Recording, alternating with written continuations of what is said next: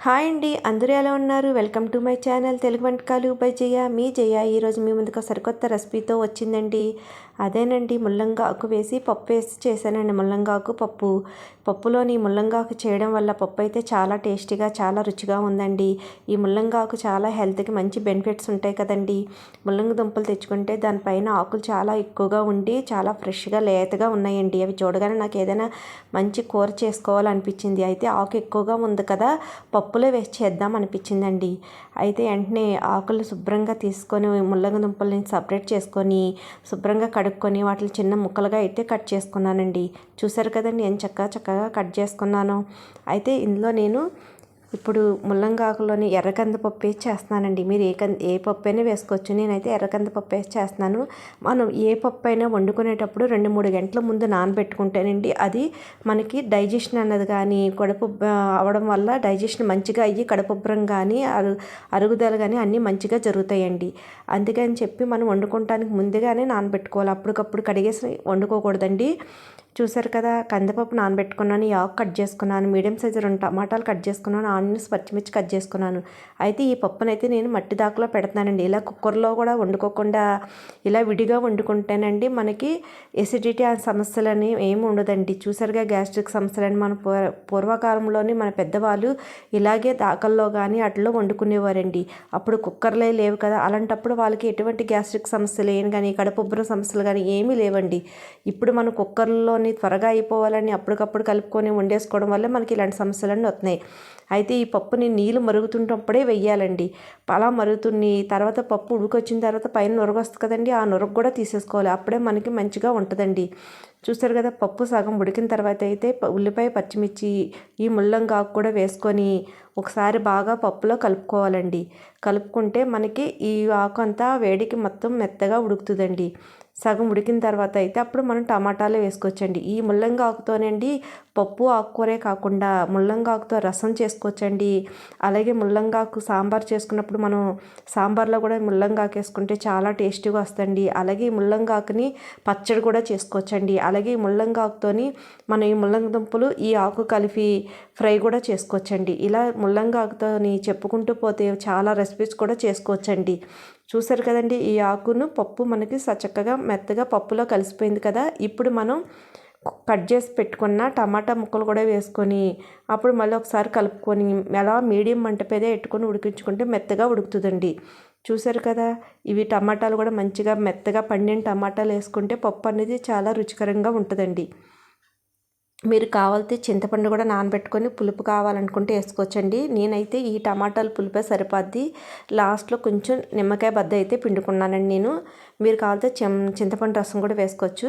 ఈ టమాటాలతో పాటు మనం పసుపు, కారం, పచ్చిమిర్చి వేసుకున్నాం కదా, మనం తినే టేస్ట్ని బట్టి కారం కూడా వేసుకుంటే సరిపోద్దండి. ఇది కూడా ఒకసారి కలుపుకొని ఈ పప్పు టమాటా ముక్కలు ఆకుకూర అంతా మెత్తగా ఉడికిపోయే వరకు ఉడికించుకొని తర్వాత స్టవ్ కట్టేసుకుంటే అండి మనకి ఇది కొంచెం చల్లారిన తర్వాత మెదుపుకోవచ్చండి.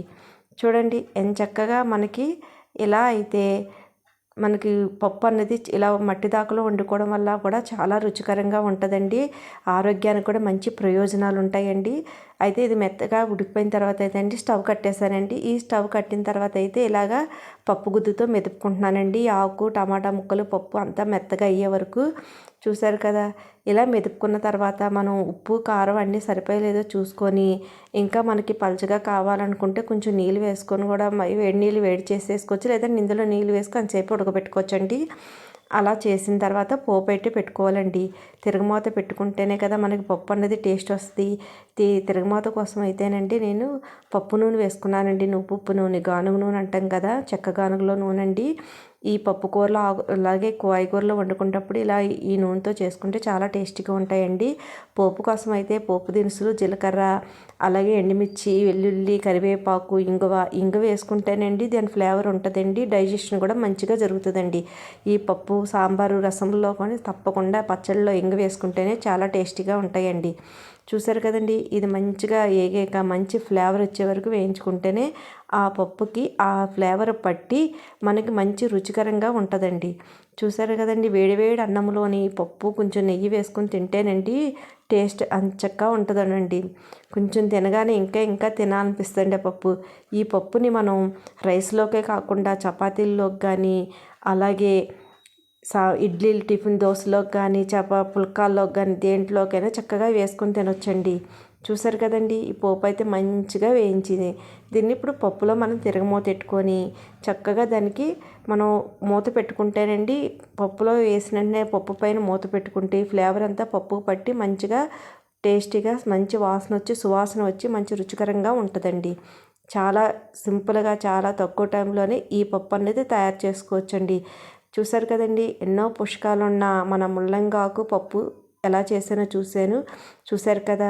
ఎలా వచ్చింది వీడియో అనేది నా కామెంట్ బాక్స్లో తెలపండి. మా ఛానల్ కొత్తగా చూసినవారైతే సబ్స్క్రైబ్ చేసుకోకపోతే సబ్స్క్రైబ్ చేసుకొని బెల్ ఐకాన్ యాక్టివేట్ చేసుకోండి. అలాగే ఈ వీడియో చూసిన వారు లైక్ చేయడం వల్ల వీడియో ఎక్కువ మందికి రీచ్ అవుద్దండి. అలాగే నాకు సపోర్ట్ చేసిన వాళ్ళు అవుతారు. ఇలాంటి మంచి మంచి వీడియోస్ని అయితే మేము ముందుకు తీసుకొస్తూ ఉంటానండి. చూసారు కదండి, ఎంత మంచి చక్కగా పప్పు అయితే తయారైపోయింది. వేడివేడి అన్నంలో వేసుకుని తింటేనండి రుచి చాలా టేస్టీగా ఉందండి. మనం పప్పు పాలకూర చేసుకుంటే ఎలా ఉంటుందో అలా ఉంది. అంతేనండి, మన పప్పు రెడీ అయిపోయింది. సర్వింగ్ బౌల్లో తీసుకొని చక్కగా సర్వ్ చేసుకుందామండి. ఇలాంటి మంచి మంచి రెసిపీస్ని అయితే మీ ముందుకు తీసుకొస్తూ ఉంటానండి. ఇలాగా చూసారు కదండి, లాస్ట్ కొంచెం చల్లారిన తర్వాత అయితేనే నిమ్మబద్ద పిండుకోవాలండి. ముందుగా వేడిగా ఉన్నప్పుడు పిండుకుంటే మనకి చేదు వచ్చేస్తుంది. చింతపండు రసం అయితే మనం టమాటాలు వేసుకున్నప్పుడే వేసేసుకుంటే సరిపోద్దండి ఆ రసం తీసుకొని. అలాగే ముల్లంగి దుంపలతో కూడా మంచి మంచి రెసిపీస్ చేసుకోవచ్చండి. అలాగే మనం ముల్లంగి సాంబార్ కూడా మీకు త్వరలో చేసి చూపిస్తానండి. వీడియో అందరికీ నచ్చిద్ది అనుకుంటున్నానండి. నచ్చితే ఒక లైక్ చేయండి, అలాగే షేర్ చేయండి మీ ఫ్రెండ్స్కి రిలేటివ్స్కి, సబ్స్క్రైబ్ చేయండి. Thank you for watching friends.